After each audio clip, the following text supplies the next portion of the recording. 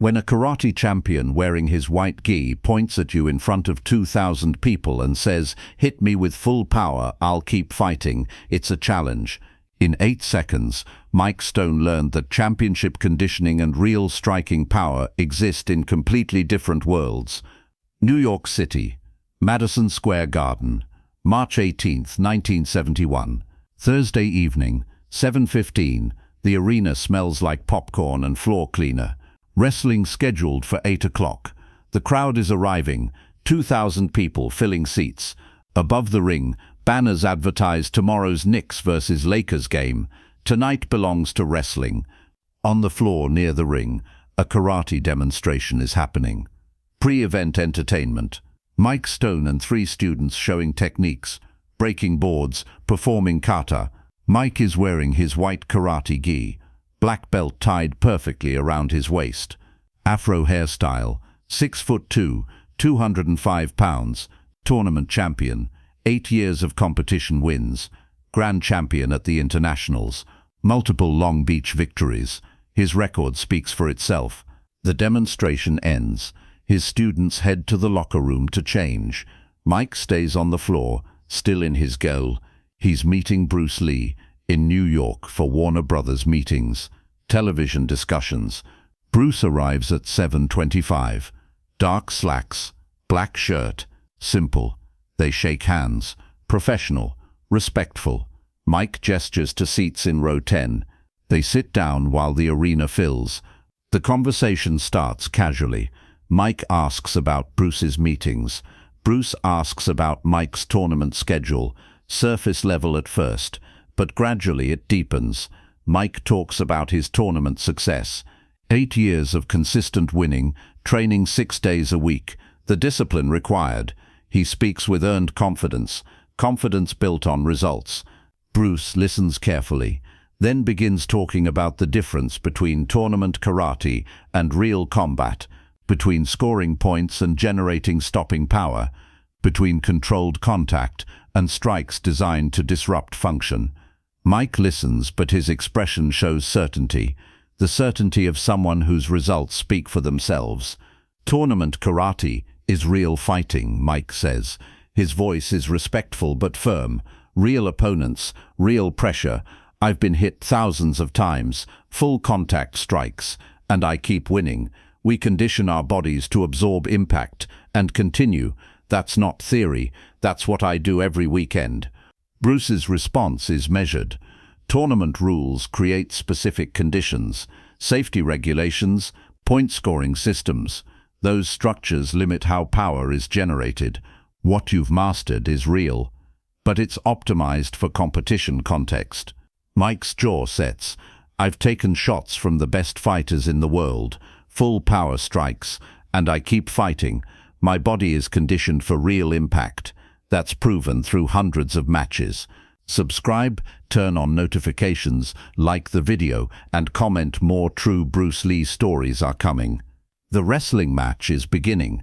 The lights dim, spotlight focuses on the ring. The crowd roars. But in row 10, tension has built between 2 philosophies meeting. Mike stands, stretches. The white gabiete makes him instantly recognizable to martial artists in the crowd. He steps into the aisle, turns to face Bruce, makes a decision. His voice carries loud enough that people in surrounding rows hear clearly. You keep talking about real power, about differences between tournament and combat. I want to see it. Show me what you're talking about. He raises his right hand, extends his arm fully, points directly at Bruce, finger extended. The gesture is deliberate, public, unmistakable. People nearby stop talking, turn around, look. They recognize Mike Stone, the gi, the belt, the pointing gesture. Some recognize Bruce Lee from martial arts magazines. This is getting interesting. Mike continues. His voice projects across the section. 200 people can hear him now. Hit me with full power. Your best strike. I'll take it and keep fighting. That's what championship karate teaches. Conditioning, endurance, the ability to absorb and continue. You say tournament training is limited. Prove it. Hit me. Show everyone here. The crowd in their section focuses completely. The wrestling match is happening, but nobody nearby is watching. They're watching this. A karate champion, in his white gi, pointing at someone, issuing a public challenge, real, unscripted. Bruce looks at Mike carefully. This isn't arrogance, this is genuine belief earned through 8 years of wins. "You're sure about this?" Bruce asks quietly. "Completely sure," Mike says, his finger still pointing. "Hit me." Solar plexus, full power. I want everyone to see what championship conditioning means. By now 300 people are watching. Security has noticed. 2 guards are walking closer, but not intervening, just monitoring. Bruce stands slowly, walks into the aisle, faces Mike. The size difference is visible. Mike is 3 inches taller, 70 pounds heavier, broader shoulders, thicker chest, the physical presence of a champion athlete. Mike opens his stance, relaxes his guard completely, drops his arms to his sides, exposes his midsection, solar plexus, the target, open, vulnerable, inviting the strike with absolute confidence. "I've done this before," Mike says. His voice carries to the crowd. Taken demonstration strikes from other martial artists, full power shots, absorbed them, kept standing every time. "Hit me." Bruce looks at the target. Mike's solar plexus, 2 inches below the sternum, where the diaphragm connects.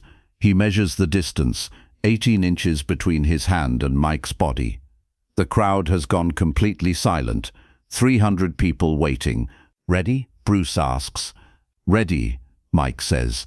Confident, certain. Bruce's right hand moves, no wind-up, no preparation, direct movement from rest position to target. His fist travels 18 inches faster than most people can perceive. What they see is his hand at his side, then the sound, then Mike's reaction. The movement between is invisible. Subscribe, turn on notifications, like the video, and comment more true Bruce Lee stories are coming. The sound cuts through the arena, sharp, distinct, like a branch cracking. Bruce's fist makes contact with Mike's solar plexus, exactly 2 inches below the sternum, where the diaphragm connects to the rib cage. The xiphoid process. The strike isn't wild, it's surgical, placed with absolute precision, delivered with power generated from complete body structure, hip rotation, weight transfer, everything channeled through one focused point. Mike's eyes go wide, not from pain, from shock.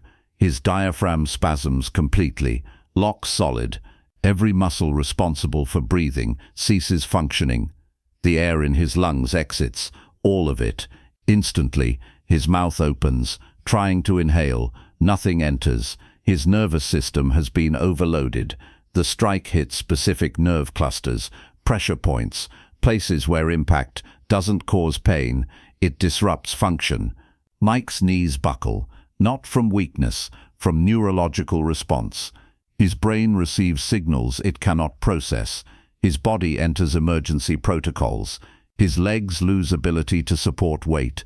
He goes down. First one knee hits the concrete, then the other. His hands fly to his stomach, trying to force the diaphragm to restart.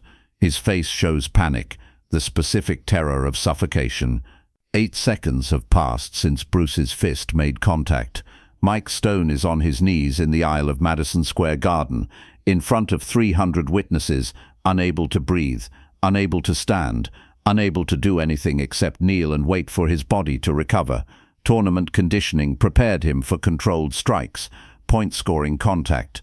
Not this, not power delivered with precision to shut down function. The 300 witnesses are completely silent. They just watched a karate champion who pointed and challenged go down from a single strike. Watched him unable to breathe, unable to stand. Some know Mike Stone's record, know his championships. This is a proven champion, and he's on his knees, gasping. Bruce kneels beside him immediately, places his hand gently on Mike's shoulder. Breathe slowly. Your diaphragm will release. It's a spasm. Give it time. You're not injured. His voice is calm, reassuring, not celebrating, not gloating, just helping. Mike's breathing returns gradually, shallow at first, painful, but air is moving.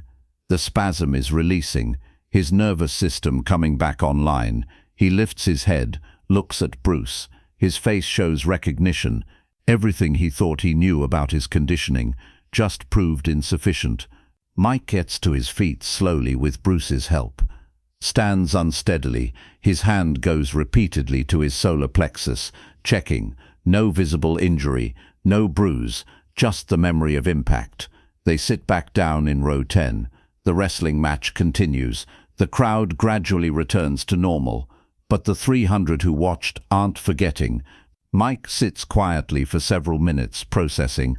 His confidence hasn't just been challenged, it's been demolished. Finally he speaks. His voice quiet. I've been hit thousands of times. Competition, training, demonstrations. Never felt anything like that. Never went down. Never couldn't breathe. What made it different? Bruce's response is equally quiet. Tournament karate optimizes for controlled contact. Point scoring. Your conditioning is real. Excellent for that context. But it prepared you for one specific type of striking. What I did isn't tournament legal. Wouldn't score points. It's designed for different purpose. Not scoring. Stopping. Your body is conditioned for competition impact. Not this kind. Mike processes this. Then asks the question that changes everything. Can you teach me? Not to replace tournament karate. To add to it. Bruce sees genuine humility. Real willingness to learn. Yes, if you're willing to start as beginner in some areas, even though you're champion in others. I'm willing, Mike says. I just felt my limitation. Over the following months, Mike Stone trains with Bruce Lee, not abandoning tournament karate, adding to it, learning power generation through body structure, target selection, the difference between scoring and stopping. His tournament career continues, his success continues, but his understanding expands beyond competition. After Bruce's death in 1973, Mike tells this story consistently. In interviews, seminars, always framed the same way, not as defeat, as education. I pointed at Bruce Lee in front of hundreds of people, said hit me full power, I'll keep fighting. I meant it, believed my conditioning made me ready. He hit me, and I couldn't stand, couldn't breathe. 8 seconds taught me more than 8 years of winning. The lesson remains, championship success is real. But confidence in one domain doesn't transfer to all domains. Champions who keep growing are those willing to discover limitations, acknowledge them, learn from them. Mike Stone discovered his on a Thursday night in March 1971, in front of 300 witnesses, in 8 seconds, and chose to learn rather than defend his ego. That's the real story. Not about being knocked down, about what you do when you get back up. Subscribe. Enable notifications, like the video, and comment below which Bruce Lee moment surprised you most.